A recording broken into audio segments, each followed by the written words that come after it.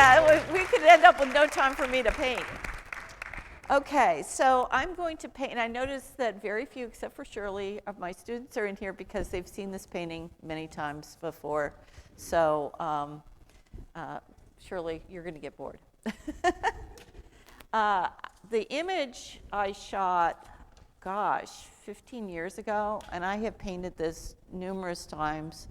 The painting there, I was running around yesterday trying to find a copy of a painting of this, and I couldn't find the one that was in the that we put up on the website. But there was this one. This one went to Watercolor West. That one went to some other. I mean, it's a great image. I like it because of the design. If you saw Mark last night, there's a lot, with this you can really go, and it's the design of the shadow on her face and the shadow that she makes into her jacket. So I always look, first of all, when I'm looking for images, I'm looking for darks and lights. You got to have good darks and lights. If you're going to do a portrait, you definitely have to have good darks and lights. So this is an image that had great darks and lights. It had good design. So I go back to it all the time just to do some demos. Also, if you've got an image that's really dark, make sure if you either use Photoshop or use the app on your phone or something to lighten it, because you've got to see what's in your shadows. You can't just use dark for the shadows. You want to see what's going on. So usually I keep two images going, one the lighter version and one the darker version. If you don't get this magazine, I highly recommend having a subscription. This is the British Artist magazine. There's a great article in here. This was the one that is October, so it's brand new. Hazel Sowen has a new book out on limited palette. I obviously am not a limited palette painter, but I'm really not a limited palette painter. But there's a lot on, she writes a lot, and she's got a great book on watercolor properties. And there's some really interesting things. Her point in this article was that, and I hadn't really focused on this, that to get true darks, you have to be mixing transparent and not opaque paints, because the opaque paints will not get as dark because of the opacity. It will reflect light, and you can't get to that true dark. I thought that was fascinating. What was her name? Hazel Sowen, S-O-A-N. She has a fabulous, fabulous, fabulous picture on Facebook of Queen Elizabeth right now that will make you cry. Anyway, I'm going to start crying. So, yeah, great artist. She has a little book that you can get on Amazon for $7, 10-minute watercolors. It's this big, and it's tips and tricks, but it's not just tips and tricks. It's like a learning exercise of 10-minute watercolors to use. I give it to all my first students, everybody. I buy them in bulk and just hand them out because it's a great little tutorial on brushwork and colors and stuff like that. All right, enough about. S-O-A-N, Hazel. And if y'all start crying, I know it's because you went on Facebook and saw our picture of Queen Elizabeth. Okay, I want to do this in a limited palette, for me. But the reason I like this image also is I can do it with complementary colors. And so I'm going to do a yellow, orange, purple, blue palette. So I'm going to use, I'm going to start with raw sienna. I have kicked many raw siennas out of my palette. I'm currently using May Marabou raw sienna. May Marabou, it's Italian. It's around here somewhere. Yeah, May Marabou. They have some great colors. That's Aussie Red Gold. I'm going to use some Quinn Gold. Maybe use some Quin Sienna. You could tell I love the quinacridums. I'm going to use some Quin Burnt Orange. I'm also going to use a burnt sienna. The only burnt sienna I will let near my palette, and it's all adulterated right now, is Winsor Newton. Everything else is so opaque I can't stand it. But Winsor Newton is really nice. And I'll use some Quin Burnt Scarlet, probably. I'm going to use some Quin Lilac, some Rose of Ultramarine. These are all Daniel Smith colors unless I tell you otherwise. Some Holbein Mineral Violet. Oh, that's not Mineral Violet. This is Mineral Violet. Some Quin Purple. Some Cobalt Blue Violet. Love Cobalt Blue Violet. And some Moonglow. And some Indanthrene, or Indanthrone. And then my Carbozolet is stuck. So we're going to go over to Schminke and use their Brilliant Blue Violet, which is really similar to Cobalt Blue Violet, but it's going to go towards Carbozolet because mine has a hard thing at the top of it. So anyway. All right. Questions so far? No? Yes? Maybe? The artist, Hazel Sowen. Okay. And it's 10-minute watercolors.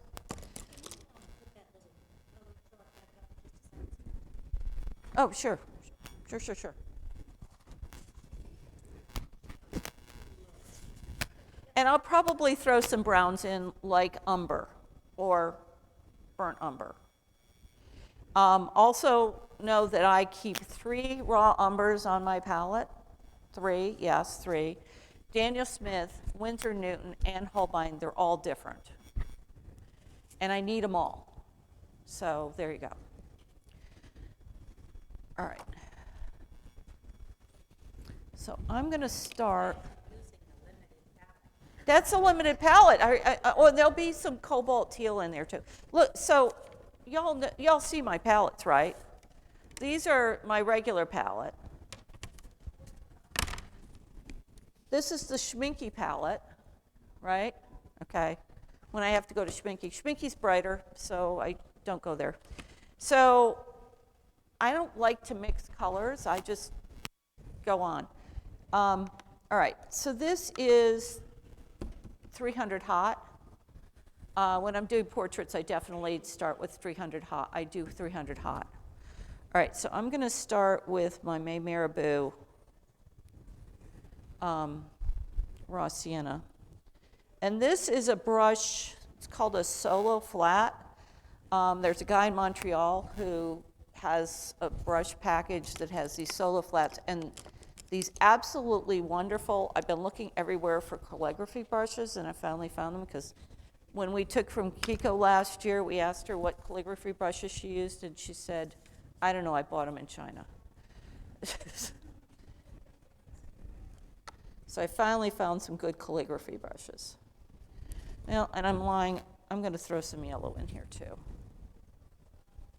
just to get going. And I didn't mask anything. I probably should have, but I didn't, so there you go. I am warning you that this is the first time I picked up a brush in 2 weeks because I lost a game of tug-tug to my dog, and I just got the stitches out yesterday. So there you go. Lena is very cute, and she didn't mean a damn thing. She really didn't mean it. She excels at tug-tug. It's like her, one of her favorite things in the world is to play tug-tug. She challenges people to play tug-tug with her. And so therefore, And their other dogs were jumping in the pool and retrieving, and she doesn't like to jump, so she wanted to do her own thing. And there we go. We had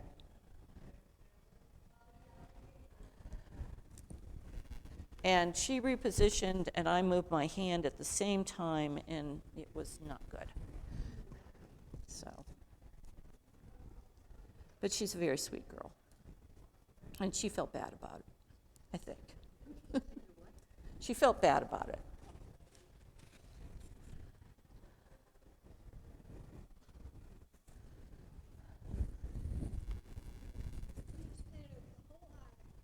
I paint over the whole eye, especially, now what I should have done, I want to keep the lighter area here in her eye, but on the shadow side of the face, I'm just going to paint over the whole thing. Now, is that because this particular portrait, the person is looking down? Or do you always Well, there's no, I do not, I'm looking for lights and darks. I am not looking for features. So I really don't want sharp edges. I'm just looking for I'm trying to see where my lights are and to keep my lights, which I'm failing miserably on. But I want to see and I want to lose things in different areas too. And I want this area back here to be darker than this area over here. Okay.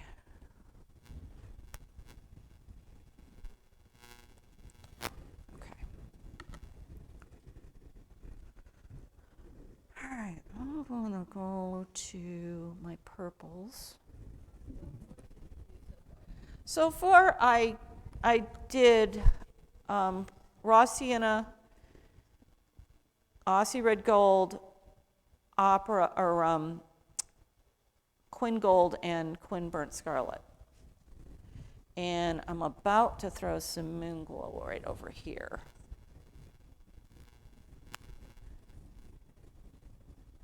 And I'm just establishing my design at this point. I'm going to throw in some mineral violet.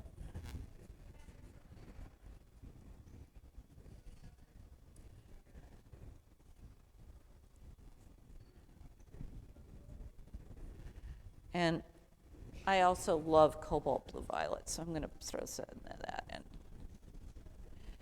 I also generally am not working from fresh paint. I'm a bad girl. I basically just reconstitute my paint all the time.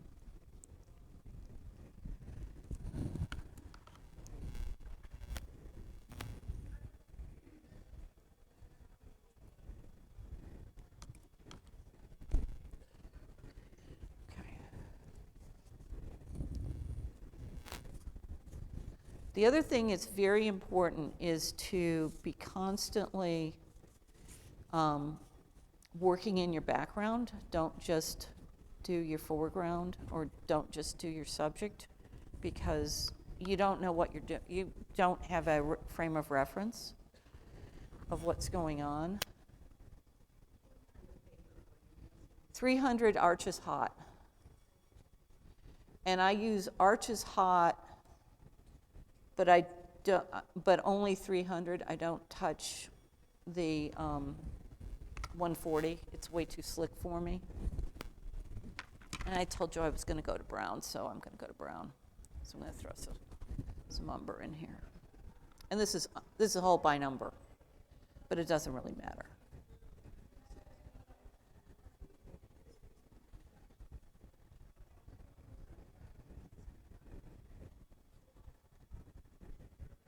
And at this point, I usually have people really scared.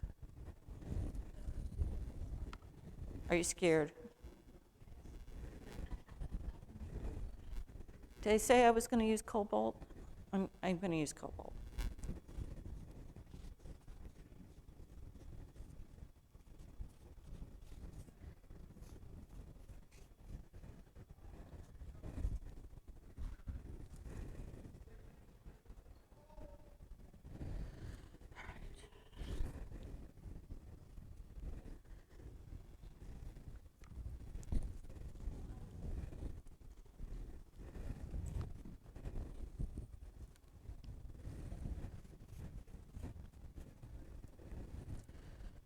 Okay.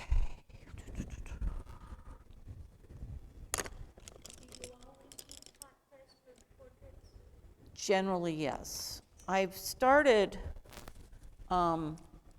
using, I'll use 300 arches all the time, or 180 arches cold all the time, just to do demos and stuff, teach class.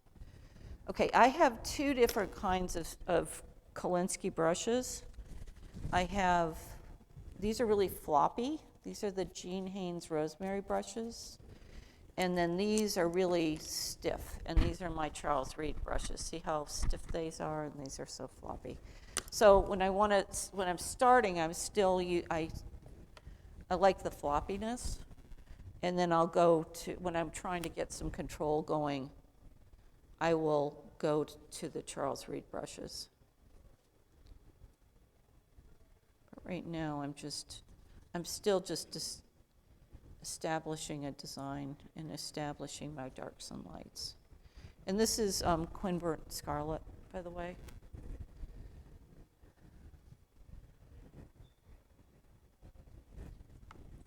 And I don't like this hard edge, so we'll be. This is Quin Burnt Orange.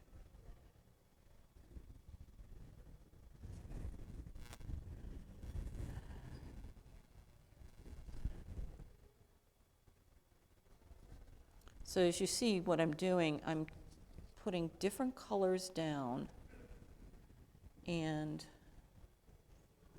I'm establishing my design, my shadow shapes. I'm going to use some Quin Sienna. It's a little bit more orange over here, down in here, and I want that to go into her. And here, here. Don't want that heart shape.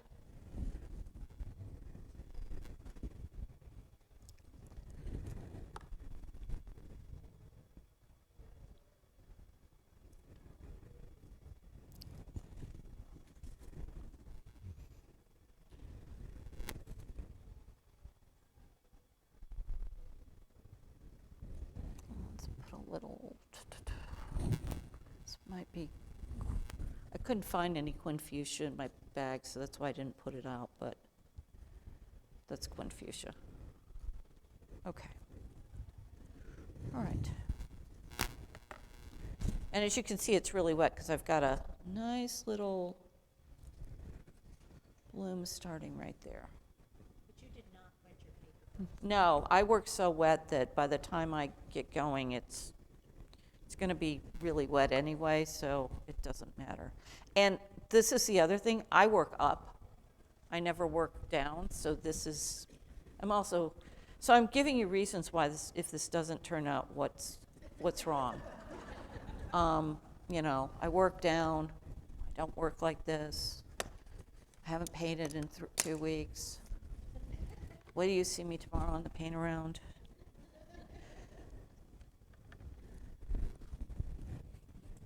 Some more dark. Yeah. And I created this really insanely complicated still life tomorrow to do. So they're all probably, at least I got rid of the really bad part,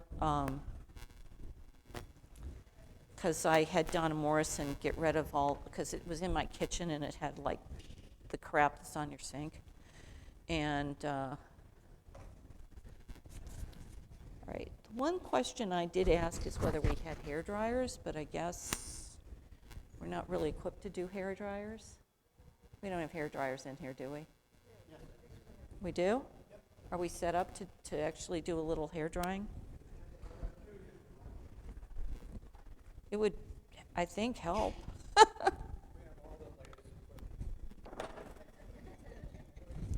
All right. So you see the design that I've started. It's, it's working-ish. And I would just keep puttering in here, except I really think you guys will be bored So I'm gonna get the hairdryer out just to dry this a little. Thank you.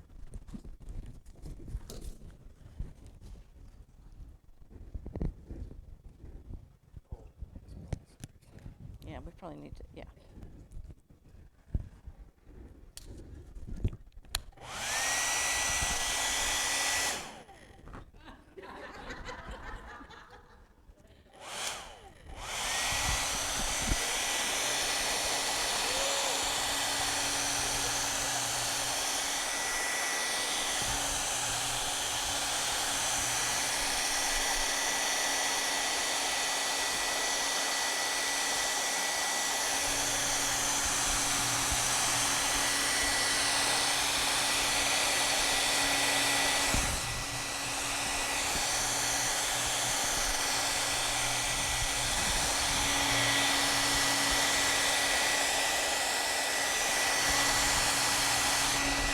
Okay, thank you.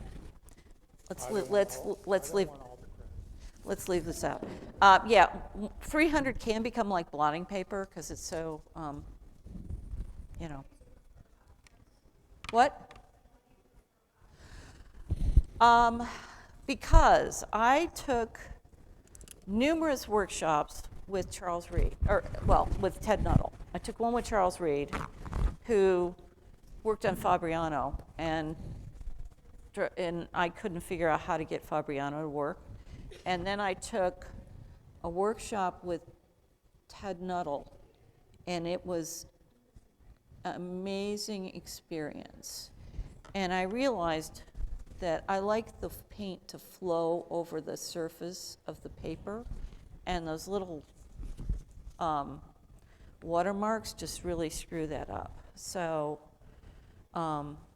hence I work on, if I want the really soft qualities that I'm getting here, I need to be working on 300. All right, I'm going to flip to a smaller brush, but I'm still working with my rosemary. No, you're not. You are. So this is just a smaller rosemary. And I'm just building layers now in my darks and really establishing this shadow shape right here. And then I also, the one thing I learned from both Ted and Charles is switch your paints around and always move around in different colors. Switch your paints around and always use different colors so that it's more interesting that way. So I will go around my palette, pulling in. I just decided to put some ultramarine in here just to drive you crazy.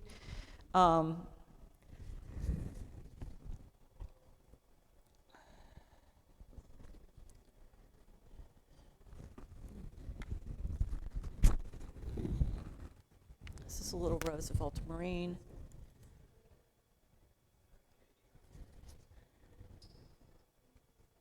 And that shadow shape there.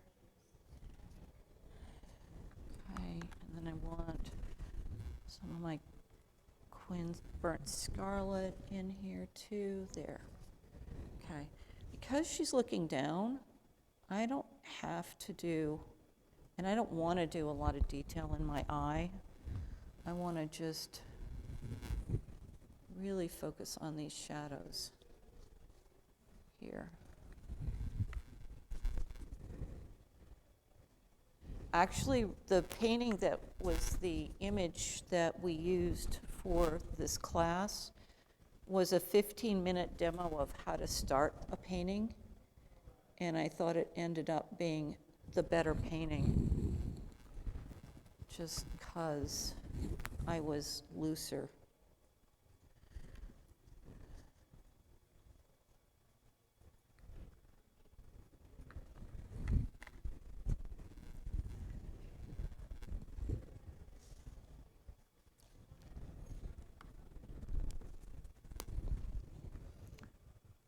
And I'm using a lot of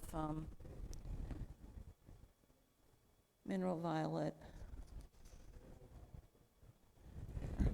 Ooh, I like that. Let's put some more of that there.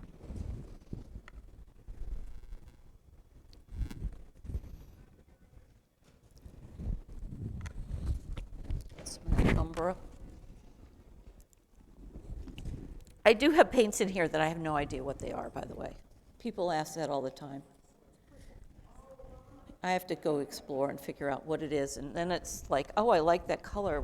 What is it, and can I find it again in my palette? And the answer is usually no.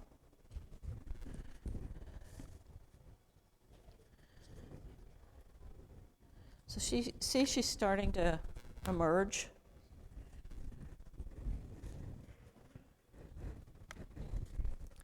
Get some Aussie red gold over here because it's brighter. Right, and then we got the reflected light on her cheek here. There.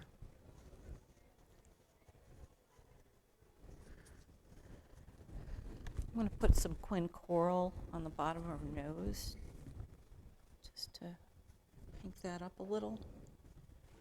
I know I didn't say I was using quin coral, but I am. I'm going to put quin coral in her lips too. Okay. No. Let's do some sienna. This is quin sienna. It's a little oranger. There.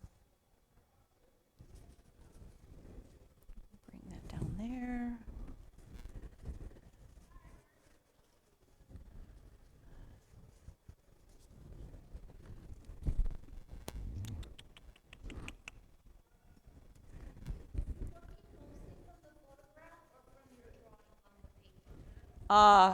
I can see barely my drawing on the paper. I'm working mostly from the photograph. I'm trying to find places. Usually I work so wet that half the time, and the one thing I tell my students all the time is I get to a point, which I will soon, where I am going to stop and I get my pencil out and I redraw. Because invariably, I lose something. Where's that hair dryer? I lose something, and I have to go find it again.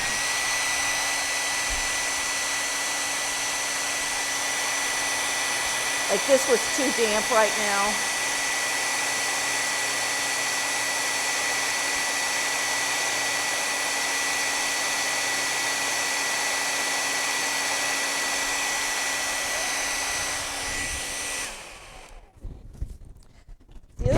The other thing, if you take nothing else from these things, if you don't use these things, these are great. Don't use Viva. They're shop towels. You buy them at Home Depot.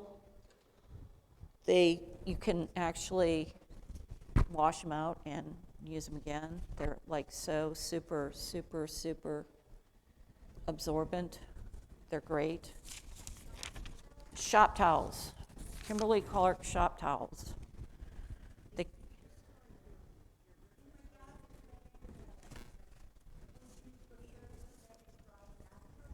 What?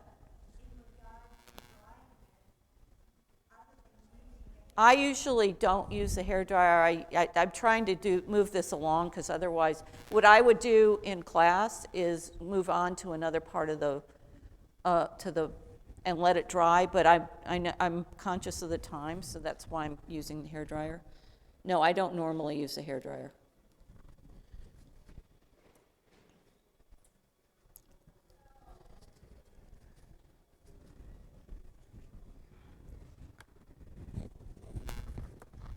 And you see, I constantly am wiping my brush. So I've got a fairly dry brush that I'm working off of. I want to get the shadow shape here, and it goes into her mouth. As you see, it goes into her mouth and here. And I want to blur that, and I'm going to pick up, oh, I'm going to actually get us, I don't normally use small brushes. This is a, what is this? It's a 4. This is like the smallest stuff I use, is my 4. And I'm going to just, because there is, let's lose that edge.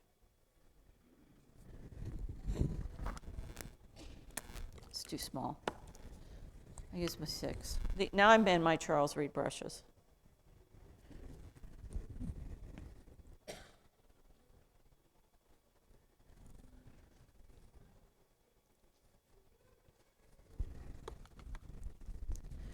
Let's use some of this in here.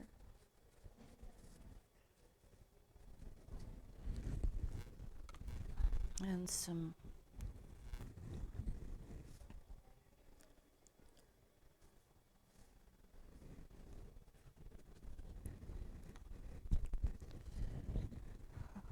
we'll go crazy and throw in a little bit of opera over here. Actually, no. We'll use the, how am I doing time-wise?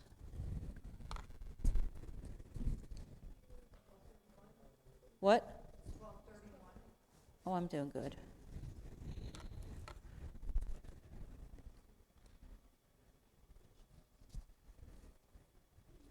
And you can see it's really wet.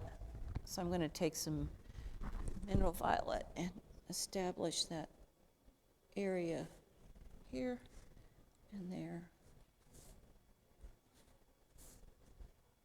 What's that dark? Is that ultramarine? No, this is mineral violet. It's just really thick.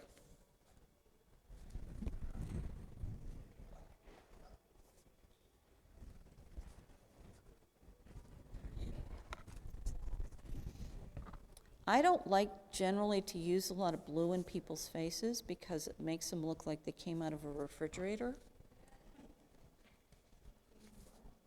I don't use blue. It makes them look really like they're really in the deep freeze. So I use a lot of purples. And I did one of Ron's sessions on skin tone, and I'm sure those are available for replay, right, Ron? Oh, we lost Ron? Okay. What? It's probably on the YouTube channel. I did a session on skin tones and what colors I used for different skin tones. I end up using the same colors, regardless of whether somebody is African American or Caucasian or Asian. Yeah, it's just different. It's a different intensity and value. Okay, we'll get some Quinn coral going over here. I think when Ron comes back in, we'll ask Ron whether it's available on the YouTube channel.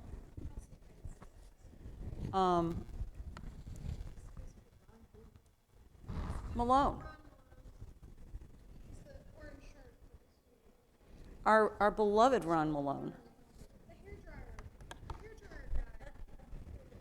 All right, let's not use mineral violet layer. Let's use, ooh, do I want that? No, that's going to be, let's put that over here. There. You try to always do portraits with the mouth closed, or you don't like to I don't care. Teeth are hard. Teeth are, because you're always ending up with this chiclet effect. You laugh. Any tips on that? Yeah. When I do teeth, okay, this will create a disaster.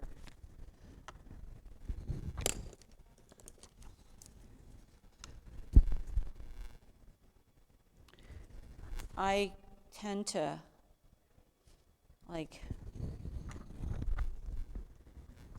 okay, teeth aren't white, they could be yellow or blue or something, but I tend to like loose edges and don't paint everything. And then the bottom teeth are going to be a little darker, so maybe they're, you know.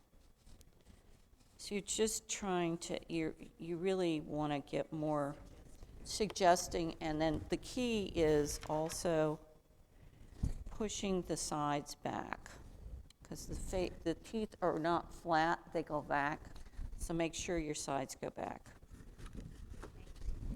Okay.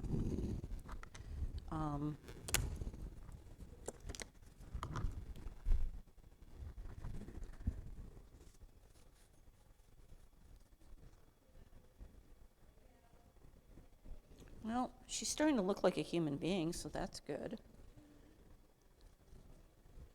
Got this cheek line here. We've got to get that shadow here. We've got her ear hair there. Got to lose that. Okay, let's get a little bit of this shadow shape in her ear going here, and the shadow going down there and there. Okay, now we've got to make sure we get this going here and there. Okay. And what I would be doing to check is to make sure that I didn't lose my drawing and screw up where my facial features are. So that's why I say I stop and just really wait till it dries and do a critical review.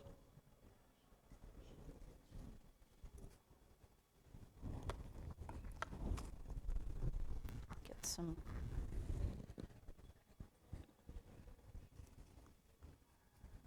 Okay.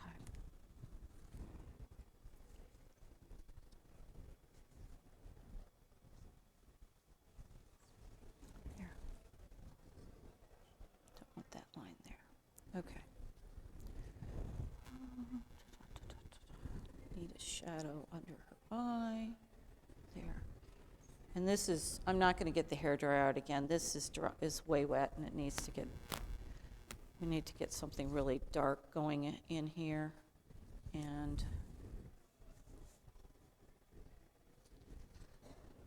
here. We can get really dark. We can get really dark. This is when you get the schminky out.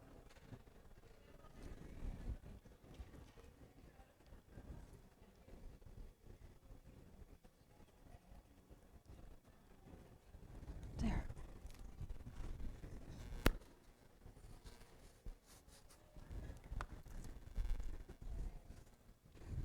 Okay. I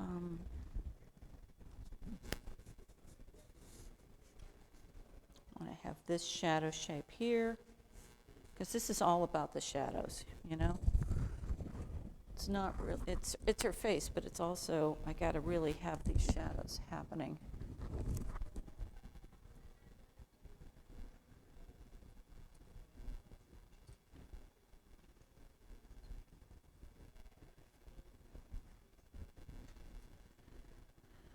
All right, that's too bright. That's the Schminky Brilliant Blue Violet, which is a gorgeous color, as you can see. Schminky colors are brighter than Daniel Smith. Like Sennelier, they have honey in them, so they tend to be really bright. But they're luscious and gorgeous. I just don't use them. I love the cobalt blue, or the Brilliant Blue Violet and the Brilliant Red Violet. They're two of my favorite colors. Okay, now let's get some. And it's important to keep moving around and getting, because all of a sudden what once was really too dark, now suddenly, as you see, is not too dark, right? Because I just went and threw this Indian throne on here.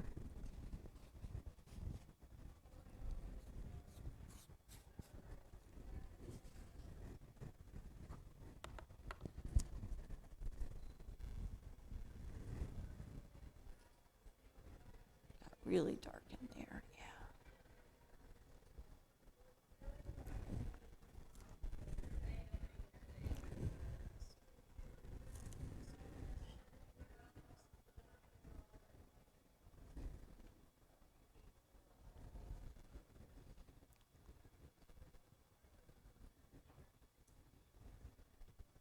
The other thing is if you're painting people, it's good to let the hair move into the face so it doesn't look wiggy, because you don't want to have it look like they have a wig on their head.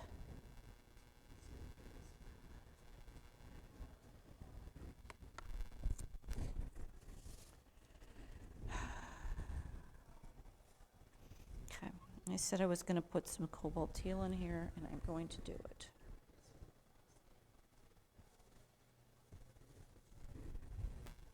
I can't just put it in one spot, so I've got to put it somewhere else.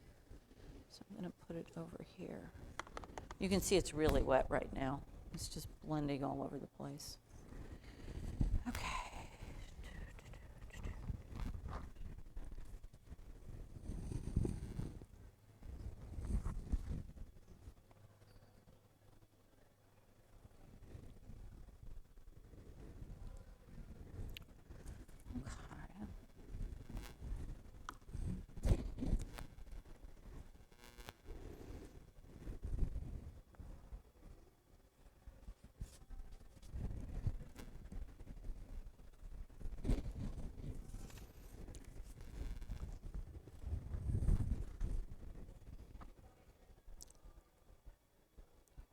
This might be a mistake.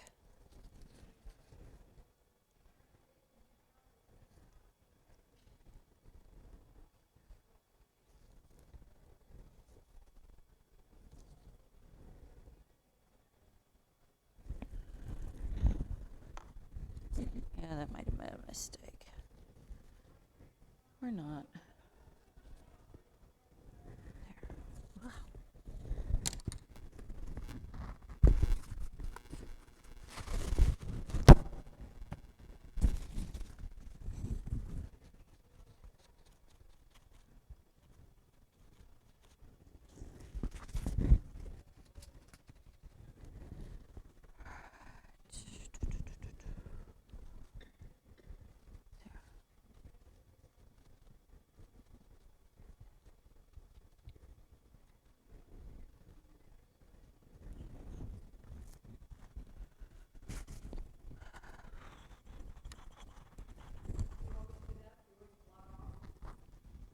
If I see I need to.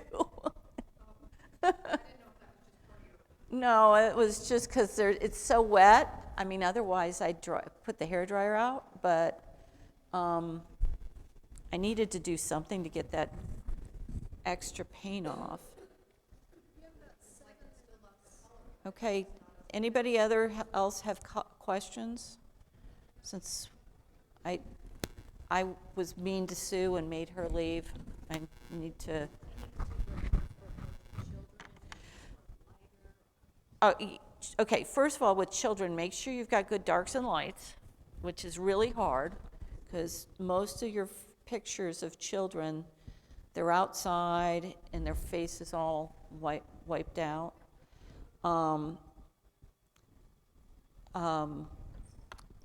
Your colors that you can use, I'm going to push this up here and get this off. So if you're going to do children, I tend to start with raw sienna.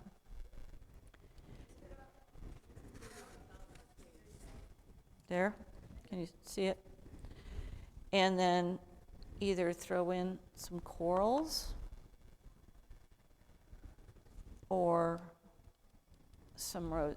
All right, one of my favorite colors, and it's takes a lot of oomph to get going, is this one.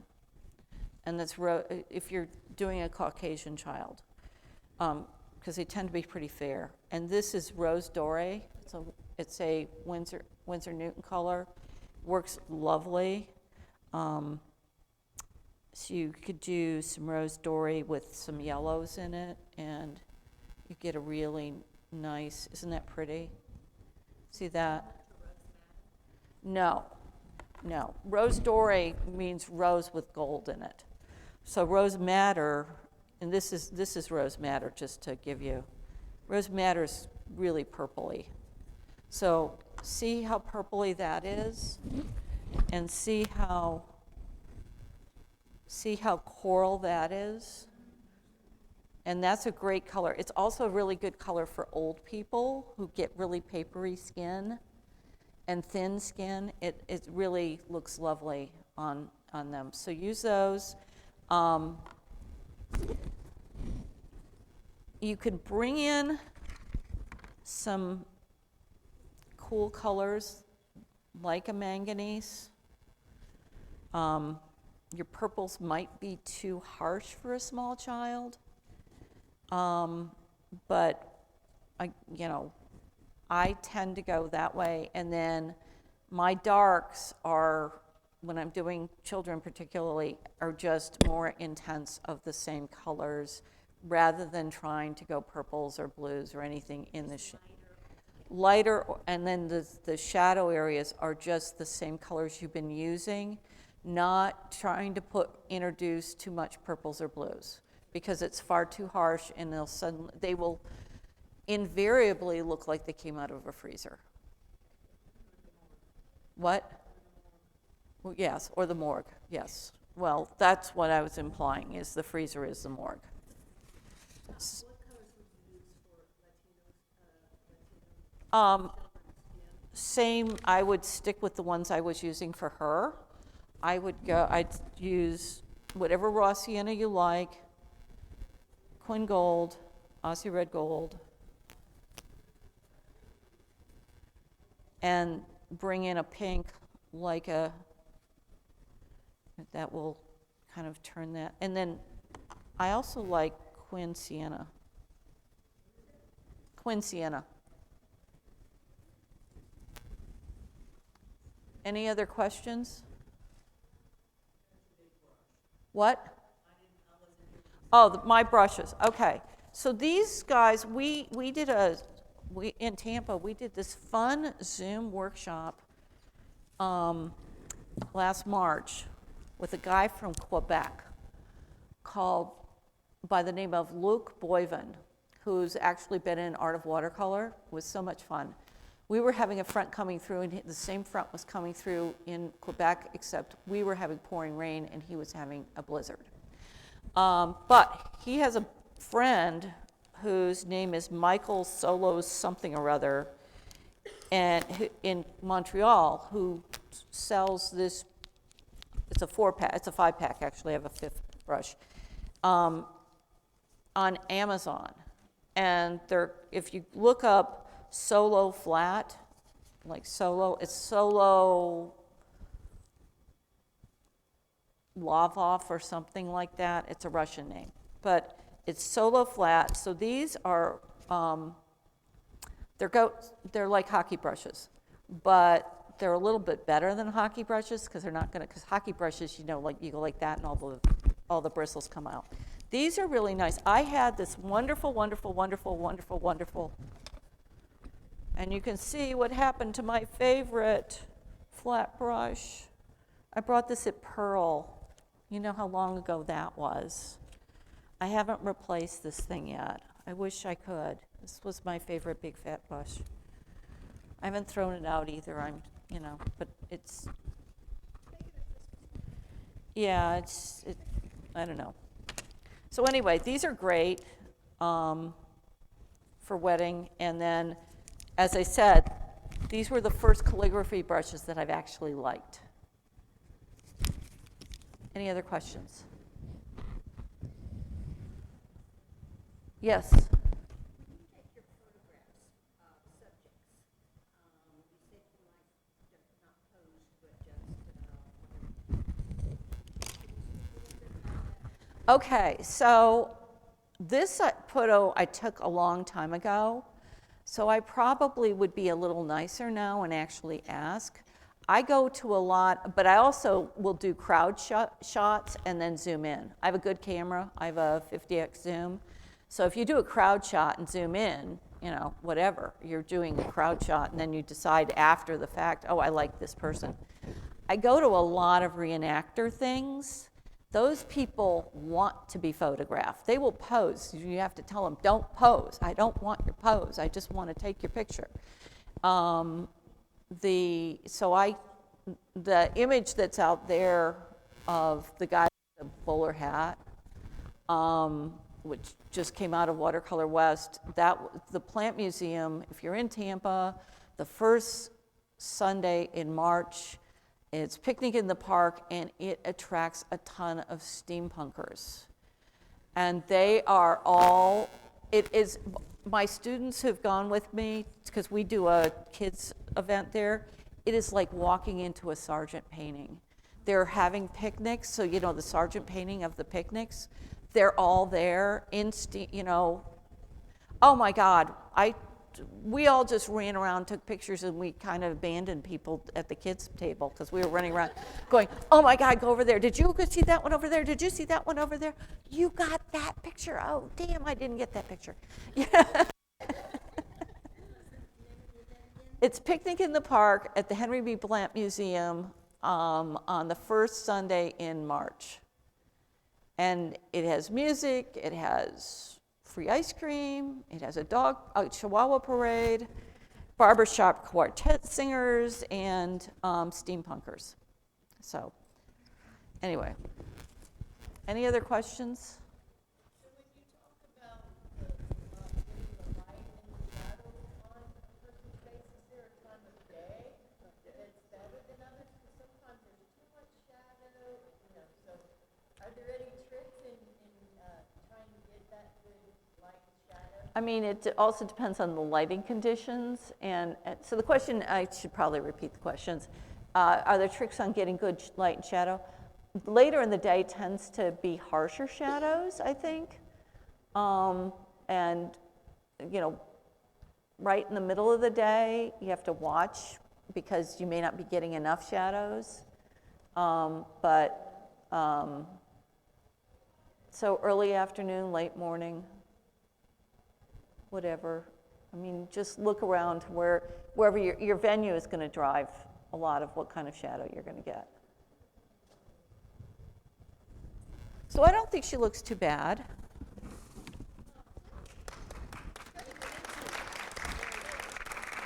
As I said, we have the creeping, losing chin, so I will. See, this is when you go home and you try and figure out what. The other beauty of 300 is it's more forgiving than 140. And you can get rid of stuff that you screw up a lot better. Okay? Thank you. Join us tomorrow for the paint around. What?